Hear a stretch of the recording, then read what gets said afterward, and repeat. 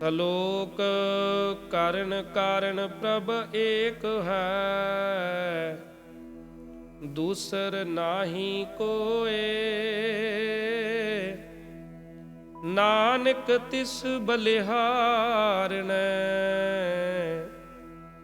ਜਲ ਥਲ ਮਹੀਲ ਸੋਏ।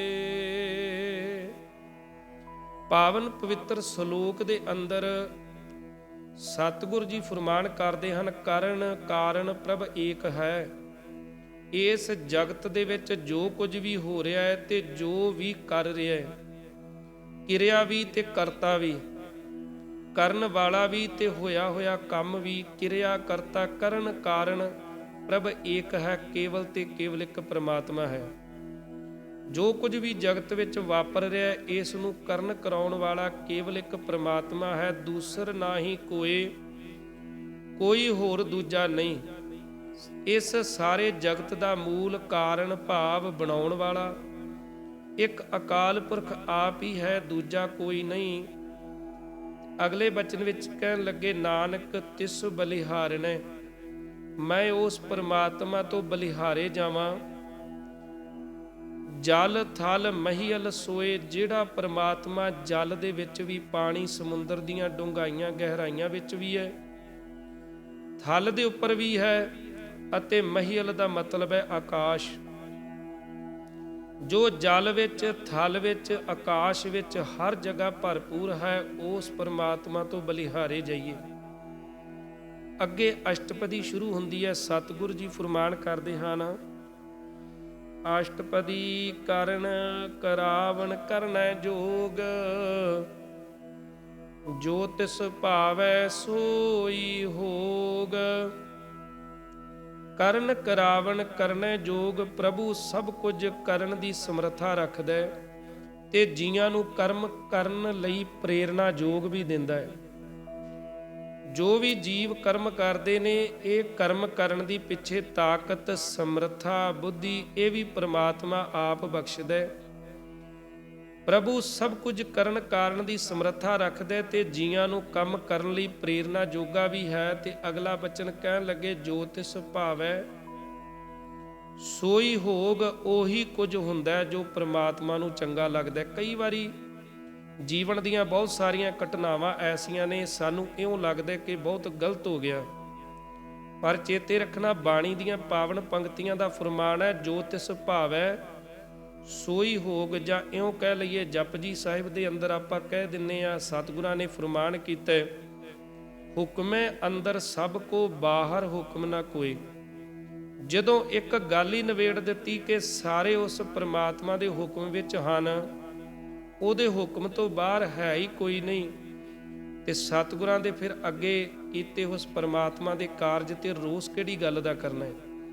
ਜੋ ਤਿਸ ਭਾਵੈ ਸੋਈ ਹੋਗ, ਜੋ ਕੁਝ ਪਰਮਾਤਮਾ ਨੂੰ ਚੰਗਾ ਲੱਗਦਾ ਹੈ, ਇਸ ਜਗਤ ਤੇ ਇਸ ਸੰਸਾਰ ਤੇ ਉਹੀ ਕੁਝ ਵਾਪਰਦਾ ਹੈ। ਇਸ ਤੋਂ ਅਗਲਾ ਬਚਨ ਕਹਿਣ ਲੱਗੇ, ਖਿਨ ਮਹਿ ਥਾਪ ਉਥਾਪਣ ਹਾਰਾ। ਇੱਕ ਖਿਨ ਦੇ ਵਿੱਚ, ਖਿਨ ਦਾ ਮਤਲਬ ਹੈ ਅੱਖ ਦਾ ਫੋਰ, ਅੱਖ ਝਮਕਣ ਜਿੰਨਾ ਸਮਾਂ, ਕਿਉਂਕਿ ਉਦੋਂ ਘੜੀਆਂ ਨਹੀਂ ਸੀ, ਮਿੰਟਾਂ ਸਕਿੰਟਾਂ ਵਾਲਾ ਹਿਸਾਬ ਨਹੀਂ ਸੀ। ਉਦੋਂ ਇਸ ਤਰੀਕੇ ਦੇ ਨਾਲ ਹੀ ਜਾਂ ਪੈਰ ਮੰਨਿਆ ਜਾਂਦਾ, ਘੜੀਆਂ ਮਿਣੀਆਂ ਜਾਂਦੀਆਂ। ਅੱਖ ਦਾ ਝਮੱਕਾ ਜਿਹੜਾ ਇਹ ਸਕਿੰਟ ਦੀ ਤਰ੍ਹਾਂ ਸਮਝਿਆ ਜਾਂਦਾ, ਜਿਵੇਂ ਟਾਈਮ ਮਾਪਣ ਦੀ ਸਭ ਤੋਂ ਛੋਟੀ ਇਕਾਈ ਸੀ ਅੱਖ ਦਾ ਝਮਕਣਾ, ਉਹਨੂੰ ਕਹਿੰਦੇ ਨੇ ਇੱਕ ਖਿਨ। ਖਿਨ ਮੈਂ ਥਾਪ ਉਥਾਪਣ ਹਾਰਾ, ਕਹਿੰਦੇ ਇੱਕ ਖਿਨ ਦੇ ਵਿੱਚ, ਇੱਕ ਸਕਿੰਟ ਦੇ ਵਿੱਚ, ਅੱਖ ਦੇ ਫੋਰ ਦੇ ਸਮੇਂ ਦੇ ਵਿੱਚ ਹੀ ਜਗਤ ਨੂੰ ਪੈਦਾ ਵੀ ਕਰ ਸਕਦਾ ਤੇ ਨਾਸ ਵੀ ਕਰ ਸਕਦਾ। ਥਾਪ ਦਾ ਮਤਲਬ ਹੈ ਥਾਪਣਾ, ਪੈਦਾ ਕਰਨਾ। ਉਥਾਪਣ ਹਾਰ, ਉਥਾਪ ਦਾ ਮਤਲਬ ਹੈ ਉਸ ਨੂੰ ਖਤਮ ਕਰਨਾ। ਪਰਮਾਤਮਾ ਚਾਹੇ ਤੇ ਇੱਕ ਸਕਿੰਟ ਦੇ ਵਿੱਚ, ਅੱਖ ਦੇ ਫੋਰ ਦੇ ਸਮੇਂ ਦੇ ਵਿੱਚ ਧਰਤੀ ਨੂੰ ਖਤਮ ਵੀ ਕਰ ਸਕਦਾ ਹੈ, ਧਰਤੀ ਨੂੰ ਪੈਦਾ ਵੀ ਕਰ ਸਕਦੇ, ਇੰਨੀ ਵੱਡੀ ਸਮਰੱਥਾ ਦਾ ਮਾਲਕ ਹੈ। ਅਗਲਾ ਬਚਨ ਕਹਿਣ ਲੱਗੇ, ਅੰਤ ਨਹੀਂ ਕਿਛ ਪਾਰਾਵਾਰਾ। ਉਸ ਪਰਮਾਤਮਾ ਦੀ ਤਾਕਤ ਦਾ ਕੋਈ ਹੱਦ ਬੰਨਾ ਨਹੀਂ, ਕੋਈ ਪਾਰ ਤੇ ਅਵਾਰ, ਪਾਰਲਾ ਤੇ ਉਰਲਾ ਬੰਨਾ ਨਹੀਂ। ਹੁਕਮੈ ਧਾਰ ਐ ਧਰ ਰਹਾਵੇ, ਹੁਕਮੈ ਉਪਜੈ ਹੁਕਮ ਸਮਾਵੈ। ਅਸਲ ਦੇ ਵਿੱਚ ਇਹ ਹੁਕਮ ਵਾਲੀਆਂ ਪੰਕਤੀਆਂ ਨੇ ਨਾ, ਹੁਕਮੈ ਅੰਦਰ ਸਭ ਕੋ, ਇਹ ਸਾਰੀ ਅਸ਼ਟਪਦੀ ਜਪਜੀ ਸਾਹਿਬ ਦੀਆਂ ਉਹਨਾਂ ਪੰਕਤੀਆਂ ਦਾ ਵਿਸਤਾਰ ਕਰਦੀ ਹੈ, ਵਿਆਖਿਆ ਕਰਦੀ ਹੈ, ਕਿਉਂਕਿ ਬਾਣੀ ਦੀ ਵਿਆਖਿਆ ਕਰਦੀ ਹੈ। ਹੁਕਮੈ ਧਾਰ, ਪਰਮਾਤਮਾ ਨੇ ਕੀ ਕੀਤਾ ਕਿ ਸ੍ਰਿਸ਼ਟੀ ਨੂੰ ਆਪਣੇ ਹੁਕਮ ਵਿੱਚ ਪੈਦਾ ਕਰਕੇ ਬਿਨਾਂ ਕਿਸੇ ਆਸਰੇ ਤੋਂ ਟਿਕਾ ਦਿੱਤਾ। ਇਹ ਧਰ ਦਾ ਮਤਲਬ ਹੈ ਬਿਨਾਂ ਕਿਸੇ ਆਸਰੇ ਤੋਂ। ਹੁਣ ਇਸ ਧਰਤੀ ਦੇ ਥੱਲੇ ਕੋਈ ਸਪੋਰਟ ਥੋੜੀ ਲੱਗੀ ਆ, ਅਸਮਾਨ ਚੁੱਡਦੀ ਫਿਰਦੀ ਹੈ। ਆਪਾਂ ਹੁਣ ਤਾਂ ਕੈਮਰੇ ਬਥੇਰੇ, ਸਾਇੰਸ ਨੇ ਬਹੁਤ ਕੁਝ ਦਿਖਾ ਦਿੱਤਾ ਬਾਹਰ ਜਾ ਕੇ ਵੀ। ਇਸ ਧਰਤੀ ਦੇ ਥੱਲੇ ਕੋਈ ਆਸਰਾ ਨਹੀਂ ਵੀ ਕੋਈ ਕਿਸੇ ਨੇ ਆਸਰਾ ਦੇ ਕੇ ਰੋਕੀ ਹੈ। ਸਤਿਗੁਰ ਜੀ ਫਰਮਾਨ ਕਰਦੇ ਨੇ, ਪ੍ਰਮਾਤਮਾ ਇੰਨੀ ਵੱਡੀ ਤਾਕਤ ਦਾ ਮਾਲਕ ਹੈ, ਸਮਰੱਥਾ ਦਾ ਮਾਲਕ ਹੈ ਕਿ ਕਿੰਨੇ ਵੱਡੇ ਪਲੈਨਟ, ਕਿੰਨੇ ਵੱਡੇ ਗ੍ਰਹਿ ਉਸ ਪ੍ਰਮਾਤਮਾ ਨੇ ਬਿਨਾਂ ਕਿਸੇ ਆਸਰੇ ਤੋਂ ਖੜੇ ਕਰ ਦਿੱਤੇ, ਹਵਾ 'ਚ ਖੜੇ ਕਰ ਦਿੱਤੇ।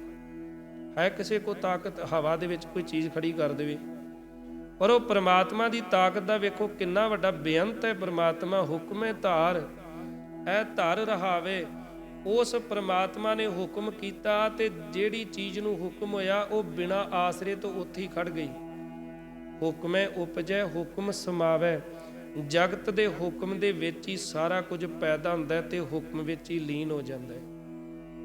ਜਿਵੇਂ ਕੋਈ ਵੀ ਚੀਜ਼ ਪੈਦਾ ਹੁੰਦੀ ਹੈ, ਉਸਨੇ ਖਤਮ ਜ਼ਰੂਰ ਹੋਣਾ ਹੈ। ਪੈਦਾ ਹੋਣਾ ਵੀ ਪ੍ਰਮਾਤਮਾ ਦੇ ਹੁਕਮ ਵਿੱਚ ਹੈ ਤੇ ਖਤਮ ਹੋਣਾ ਵੀ ਪ੍ਰਮਾਤਮਾ ਦੇ ਹੁਕਮ ਵਿੱਚ ਹੈ। ਜਿਵੇਂ ਸੁਖਮਨੀ ਸਾਹਿਬ ਦੇ ਵਿੱਚ ਹੀ ਆਪਾਂ ਪੜ੍ਹਦੇ ਹਾਂ, ਦੋਹਾਂ ਸਿਰਿਆਂ ਕਾ ਆਪ ਸਵਾਮੀ। ਉਹ ਦੋ ਸਿਰੇ ਕਿਹੜੇ ਨੇ? ਸ਼ੁਰੂਆਤ ਤੇ ਅਖੀਰ, ਜਨਮ ਤੇ ਮੌਤ। ਇਹਨਾਂ ਦੋਨਾਂ ਸਿਰਿਆਂ ਦਾ ਪ੍ਰਮਾਤਮਾ ਆਪ ਹੈ। ਸਾਨੂੰ ਕੋਈ ਪਤਾ ਨਹੀਂ ਹੈ ਕਿ ਕਿੱਥੇ ਜਨਮ ਲੈਣਾ ਹੈ, ਨਾ ਸਾਨੂੰ ਇਹ ਪਤਾ ਹੈ ਕਿ ਅਸੀਂ ਕਿੱਥੇ ਸਾਡੀ ਮੌਤ ਹੋਣੀ ਹੈ, ਕਿਵੇਂ ਹੋਣੀ ਹੈ, ਕਿਹੜੇ ਘਰ ਵਿੱਚ ਹੋਣੀ ਹੈ, ਕਿੱਥੇ ਉਦੋਂ ਹੋਵਾਂਗੇ, ਕਿਹੜੇ ਹਾਲਾਤਾਂ 'ਚ ਹੋਵਾਂਗੇ, ਸਾਨੂੰ ਕੋਈ ਪਤਾ ਨਹੀਂ। ਨਾ ਜਨਮ ਵੇਲੇ ਦਾ ਪਤਾ ਹੁੰਦਾ ਕਿ ਕਿਹੜੇ ਘਰ ਦੇ ਵਿੱਚ ਅਗਲੀ ਵਾਰ ਅਸੀਂ ਜਨਮ ਲੈਣਾ, ਕਿੱਥੇ ਜਨਮ ਲੈਣਾ। ਇਹ ਦੋ ਸਿਰੇ ਜਿਹੜੇ ਨੇ ਪ੍ਰਮਾਤਮਾ ਦੇ ਹੱਥ ਵਿੱਚ ਨੇ, ਜਨਮ ਤੇ ਮੌਤ। ਹੁਕਮੇ ਉਪਜੈ ਹੁਕਮ ਸਮਾਵੈ, ਇਹਦੀ ਵਿਆਖਿਆ ਹੈ। ਹੁਕਮ ਦੇ ਵਿੱਚ ਪੈਦਾ ਹੋਇਆ, ਹੁਕਮ ਦੇ ਵਿੱਚ ਹੀ ਸ੍ਰਿਸ਼ਟੀ ਜਗਤ ਦਾ ਹਰ ਇੱਕ ਵਸਤੂ, ਜੀਵ, ਚੀਜ਼ ਖਤਮ ਹੋ ਗਈ। ਅਗਲਾ ਬਚਨ ਕਹਿਣ ਲੱਗੇ, ਹੁਕਮੈ ਊਚ ਨੀਚ ਵਿਵਹਾਰ, ਹੁਕਮੈ ਅਨਕ ਰੰਗ ਪ੍ਰਕਾਰ।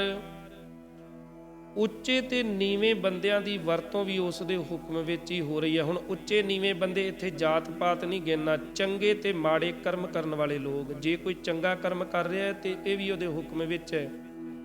ਤੇ ਚੇਤੇ ਰੱਖਣਾ, ਜੇ ਕੋਈ ਮੰਦ ਕਰਮ ਕਰ ਰਿਹਾ, ਮੰਦੇ ਕਰਮ ਕਰ ਰਿਹਾ, ਇਹ ਵੀ ਉਹਦੇ ਹੁਕਮ ਵਿੱਚ ਹੈ। ਉਹਦੇ ਹੁਕਮ ਤੋਂ ਬਾਹਰ ਕੁਝ ਨਹੀਂ। ਹੁਕਮੈ ਊਚ ਨੀਚ ਵਿਵਹਾਰ। ਵਿਵਹਾਰ ਦਾ ਮਤਲਬ ਹੈ ਵਰਤਣਾ, ਵਰਤੋਂ।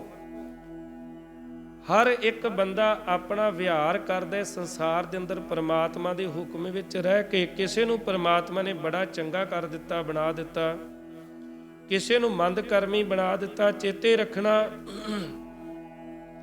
ਮੰਦ ਕਰਮੀ ਬਣਾਉਣਾ ਵੀ ਬਹੁਤ ਜ਼ਰੂਰੀ ਸੀ, ਪਾਪ ਬਣਾਉਣਾ ਵੀ ਬਹੁਤ ਜ਼ਰੂਰੀ ਸੀ। ਜੇਕਰ ਮੰਦ ਕਰਮੀ ਨਾ ਹੋਣ ਤੇ ਚੰਗੇ ਬੰਦਿਆਂ ਦੀ ਕੀਮਤ ਨਾ ਪਵੇ, ਜੇਕਰ ਝੂਠ ਨਾ ਹੋਵੇ ਤੇ ਸੱਚ ਦੀ ਕੀਮਤ ਨਾ ਪਵੇ, ਜੇਕਰ ਰਾਤ ਨਾ ਹੋਵੇ ਤੇ ਦਿਨ ਦੀ ਕੀਮਤ ਨੂੰ ਕੋਈ ਨਾ ਸਮਝੇ, ਜੇਕਰ ਦੁੱਖ ਨਾ ਹੋਵੇ ਤੇ ਸੁੱਖ ਦੀ ਕੀਮਤ ਨੂੰ ਕੋਈ ਨਾ ਸਮਝੇ। ਹਰ ਇੱਕ ਚੀਜ਼ ਦਾ ਨੈਗੇਟਿਵ ਪੋਜ਼ਿਟਿਵ ਉਸ ਪਰਮਾਤਮਾ ਨੂੰ ਬਣਾਉਣਾ ਪੈਂਦਾ ਹੈ, ਬਣਾਇਆ ਉਸਨੇ। ਚਲਾਉਣ ਵਾਸਤੇ, ਜਗਤ ਨੂੰ ਚਲਾਉਣ ਲਈ ਇਹ ਵੀ ਚੀਜ਼ਾਂ ਜ਼ਰੂਰੀ ਨੇ। ਹੁਕਮੈ ਊਚ ਨੀਚ ਵਿਵਹਾਰ। ਚੰਗਾ ਤੇ ਮਾੜਾ ਵਿਹਾਰ ਲੋਕ ਕਰਦੇ ਨੇ, ਇਹ ਵੀ ਪ੍ਰਮਾਤਮਾ ਦੇ ਹੁਕਮ ਵਿੱਚ ਹੈ। ਅਗਲਾ ਬਚਨ ਕਹਿਣ ਲੱਗੇ, ਹੁਕਮੈ ਅਨਕ ਰੰਗ ਪ੍ਰਕਾਰ। ਪ੍ਰਕਾਰ ਦਾ ਮਤਲਬ ਹੈ ਕਈ ਕਿਸਮਾਂ ਦੇ, ਕਈ ਪ੍ਰਕਾਰ ਦੇ, ਅਨੇਕਾਂ ਕਿਸਮਾਂ ਦੇ ਖੇਡ ਤਮਾਸ਼ੇ ਉਸ ਪਰਮਾਤਮਾ ਦੇ ਹੁਕਮ ਵਿੱਚ ਹੋ ਰਹੇ ਨੇ। ਹੁਕਮੈ ਅਨਕ ਰੰਗ। ਅਨਕ ਰੰਗ ਦਾ ਅਨੇਕਾਂ ਤਰ੍ਹਾਂ ਦੇ ਖੇਡ ਤਮਾਸ਼ੇ ਚੱਲ ਰਹੇ ਨੇ ਜਗਤ ਦੇ। ਤੇ ਅਖੀਰਲਾ ਬਚਨ ਇਸ ਪਦੇ ਦਾ ਸਤਿਗੁਰੂ ਜੀ ਫਰਮਾਨ ਕਰਦੇ ਹਨ, ਕਰ ਕਰ ਦੇਖੈ ਆਪਣੀ ਵਡਿਆਈ, ਨਾਨਕ ਸਭ ਮਹਿ ਰਹਿਆ ਸਮਾਈ। ਕਰ ਕਰ ਦੇਖੈ ਆਪਣੀ ਵਡਿਆਈ। ਆਪਣੀ ਬਜ਼ੁਰਗੀ ਦੇ ਕੰਮ, ਆਪਣੀ ਵਡਿਆਈ ਦੇ ਕੰਮ ਕਰ ਕਰਕੇ ਪ੍ਰਮਾਤਮਾ ਆਪ ਹੀ ਵੇਖ ਰਿਹਾ ਹੈ। ਉਹ ਪ੍ਰਮਾਤਮਾ ਹਰ ਇੱਕ ਦੀ ਸੰਭਾਲ, ਸਾਰ ਸੰਭਾਲ ਲੈਣ ਵਾਲਾ। ਕਰ ਕਰ ਦੇਖਿਆ ਉਹ ਆਪਣੇ ਜਗਤ ਦੇ ਕਾਰਜਾਂ ਨੂੰ ਆਪ ਹੀ ਕਰਦਾ ਹੈ ਤੇ ਆਪਣੀ ਵਡਿਆਈ ਆਪ ਹੀ ਵੇਖਦਾ ਵੀ ਹੈ। ਨਾਲ ਹੀ ਬਚਨ ਹੈ ਨਾਨਕ ਸਭ ਮੇਂ ਰਹਿਆ ਸਮਾਈ। ਉਹ ਪ੍ਰਮਾਤਮਾ, ਉਹ ਪ੍ਰਭੂ ਸਭ ਜੀਵਾਂ ਵਿੱਚ ਵਿਆਪਕ ਹੈ। ਉਹ ਕਿਸੇ ਜੀਵ ਤੋਂ ਬਾਹਰ ਨਹੀਂ। ਘਟ ਘਟ ਮੈਂ ਹਰ ਜੂ ਬਸੈ। ਸੰਤਨ ਕਹਿਓ ਪੁਕਾਰੋ ਪ੍ਰਮਾਤਮਾ ਹਰ ਇੱਕ ਘਟ ਵਿੱਚ, ਸਰੀਰ ਵਿੱਚ, ਦਿਲ ਵਿੱਚ। ਉਹ ਪ੍ਰਮਾਤਮਾ ਵਸਦੇ, ਉਹ ਕਿਤੇ ਬਾਹਰ ਨਹੀਂ। ਨਾਮ ਸਿਮਰਨ ਭਜਨ ਬੰਦਗੀ ਦੇ ਨਾਲ ਜੁੜ ਕੇ ਉਸ ਦੇ ਭਾਣੇ ਵਿੱਚ ਰਹਿ ਕੇ ਆਪਣੇ ਜੀਵਨ ਨੂੰ ਬਤੀਤ ਕਰੀਏ ਤੇ ਸਫਲਾ ਕਰੀਏ।